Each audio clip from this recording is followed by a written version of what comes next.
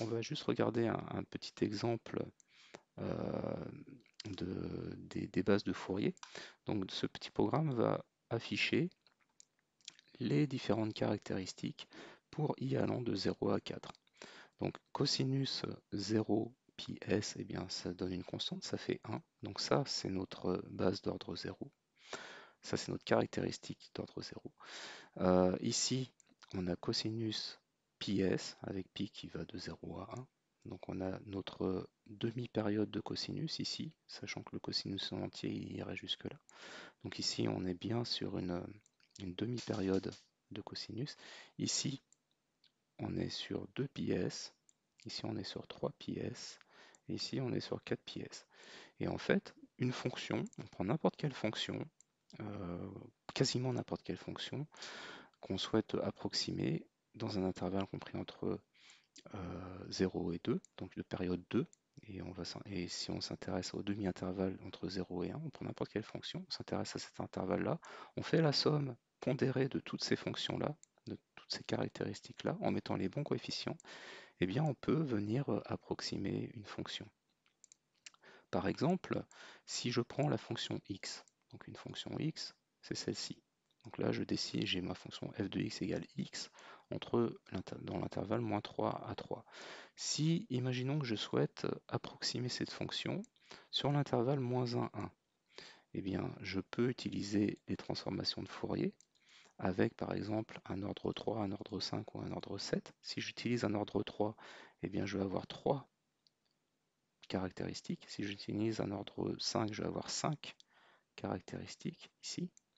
Et si j'utilise un ordre 7, je vais en avoir 7. Et chacune de ces caractéristiques, sinus pi x sur pi, sinus 2 pi, pardon, sinus pi x, sinus 2 pi x, sinus 3 pi x. Ça c'est pour l'ordre 3. Pour l'ordre 5, j'ai sinus pi x, sinus 2 pi x, sinus 3 pi x, sinus 4 pi x, sinus 5 pi x, etc. Chacune de ces caractéristiques a un coefficient. Par exemple, le sinus pi x, son coefficient qui est devant, c'est 2 sur pi. Le sinus 2πx, son coefficient qui est devant, c'est 1 sur pi. Le sinus 3πx, son coefficient, c'est 2 sur 3π. Donc on a bien des combinaisons linéaires ici, des caractéristiques. Et si on regarde à quoi ça ressemble, eh bien on s'aperçoit que, donc en noir ici, j'ai ma fonction f de x égale x.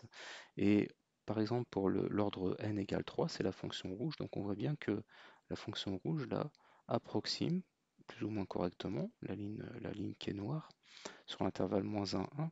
Et si j'augmente l'ordre, si je passe à n égale 5, eh bien on voit que l'approximation est mieux. Et si je passe à n égale 7, eh bien on voit que l'approximation est encore mieux. Donc on voit qu'en augmentant l'ordre de ma base, eh bien j'augmente l'approximation. Donc ça c'est l'approximation de cette fonction sur l'intervalle moins 1, 1. Après l'idée c'est de se dire qu'est-ce qui se passe en dehors de l'intervalle fermé moins 1, 1. Eh bien si on regarde le résultat, on s'aperçoit que on a une périodicité dans notre approximation. C'est-à-dire que là, f de x égale x est une fonction apériodique, et on a considéré l'approximation entre moins 1 et 1, donc dans cet intervalle-là. Et comme les séries de Fourier sont appliquées à des séries périodiques, eh bien en fait, cette approximation va se répéter avec une période ici, avec cette période-là entre moins 1 et 1, comme ça.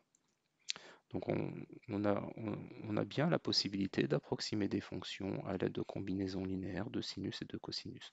Donc là, la fonction f de x égale x est une fonction qui est impaire, donc c'est la raison pour laquelle ici on n'a que des sinus. Si j'avais choisi une fonction paire, par exemple une fonction x carré, eh bien on n'aurait eu que des caractéristiques sous forme de cosinus.